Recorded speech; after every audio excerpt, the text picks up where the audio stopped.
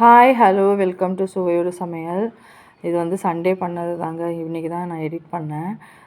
நெத்திலி வாங்கிட்டு வந்திருந்தாங்கன்னு சொன்னேன் இல்லையா, அந்த நெத்திலி வந்து நல்லா கழுத்தெல்லாம் வால் தலை எல்லாத்தையும் வந்து கத்திரி வச்சு நல்லா கட் பண்ணி உப்பெல்லாம் போட்டு உரசி க்ளீன் பண்ணி வச்சுட்டேன். நெத்திலி 65க்கு தான் இப்போ ரெடி பண்ணிகிட்ருக்கேன். நெத்திலி நல்லா தண்ணியை ட்ரை பண்ணிவிட்டு அதில் வந்து இஞ்சி பூண்டு பேஸ்ட் ஒரு 1.5 ஸ்பூன் போட்டுக்கோங்க. நெக்ஸ்ட் வந்து மைதா இருக்கு இல்லையா, அது வந்து ஒரு 1.5 ஸ்பூனு. கார்ன்ஃப்ளவர் மாவு ஒரு 1.5 ஸ்பூன் போட்டுக்கோங்க. 1 இல்லை 2 ஸ்பூன் கூட போட்டுக்கோங்க. நெக்ஸ்ட் வந்து கரம் மசாலா பவுடர் அது ஒரு 1/2 ஸ்பூனு. வெறும் மிளகாய் பொடி இருக்கு இல்லையா, அது ஒரு 1/2 ஸ்பூனு. காஷ்மீரி சில்லி பவுடர் ஒரு 1/2 ஸ்பூனு. மஞ்சள் பொடி கொஞ்சம் போட்டுட்டு உப்பு போட்டுட்டு நல்லா பிசைஞ்சு வச்சுருங்க. ஒரு 10 நிமிஷம் அந்த மாதிரி ஊறட்டும். நான் ஊறினதுக்கப்புறமா எடுத்து ஆயிலில் போட்டு ஃப்ரை பண்ண வேண்டியது தான் நெத்திலி 65. இது ரொம்ப ஈஸிங்க. ஆனால் பட் பசங்களுக்கெல்லாம் வந்து மீன் சாப்பிட மாட்டேன்னு சொல்கிறாங்க இல்லையா, அந்த குழந்தைங்களுக்குலாம் வந்து ரொம்ப ஈஸியாக கொடுக்கலாம்.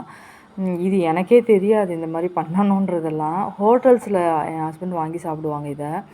அது அப்போ அவங்க தான் சொன்னாங்க இப்படி தான் பண்ணணும் இதுன்னு சொல்லிவிட்டு, அதுலேருந்து நான் இதை பண்ணுறது தான் அப்பப்போ.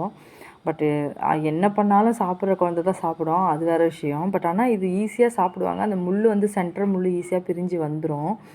ரொம்ப நல்லா தான் இருக்கும் சாப்பிட்றதுக்கு. நம்ம சிக்கன் சாப்பிட்ற மாதிரி தான் இருக்கும் சாப்பிட்றதுக்கு, ரொம்ப டேஸ்டியாக. ட்ரை பண்ணி பாருங்கள் உங்களுக்குலாம் பிடிச்சிருந்தா. ஏன்னா இது வந்து ரொம்ப ஸ்நாக்ஸ் மாதிரி தான், நல்லா தான் இருக்கும். நம்ம வந்து எப்பயுமே சிக்கன் வந்து அவ்வளோ ஹெல்த்தியே கிடையாதுங்க, ரொம்ப மோசம். எங்களோட ஹெல்த்தெல்லாம் வந்து ரொம்ப சிக்கன் சாப்பிட்டு தான் போயிடுச்சோன்னு ரொம்ப ஃபீலிங்காக இருக்கும் எனக்கு.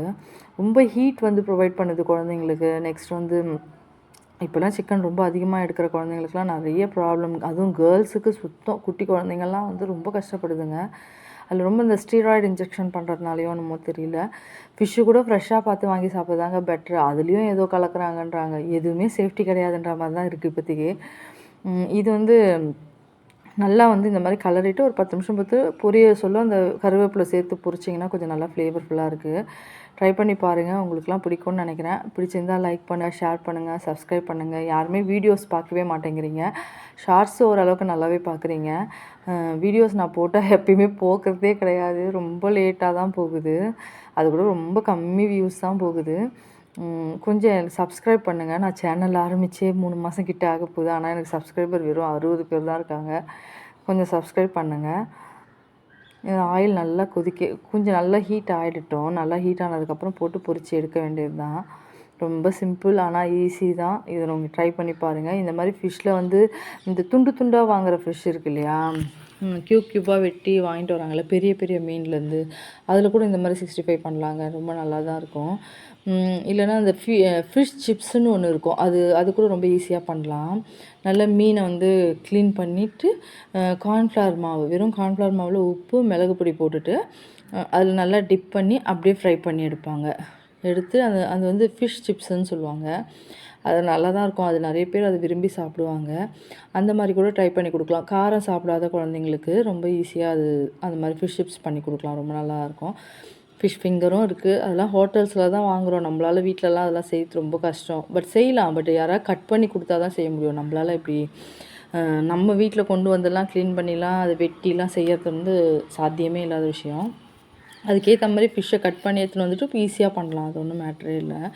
நம்ம ஃபிஷ்ஷில் இந்த மாதிரி வெரைட்டி பண்ணி சாப்பிட்டா ரொம்ப நல்லாயிருக்கும். எப்பயுமே யூஸ்வலாக நம்ம வந்து குழம்பு அப்படி இல்லைன்னா ஒரு வறுவல் இப்படி தான் பண்ணி சாப்பிட்றோம்.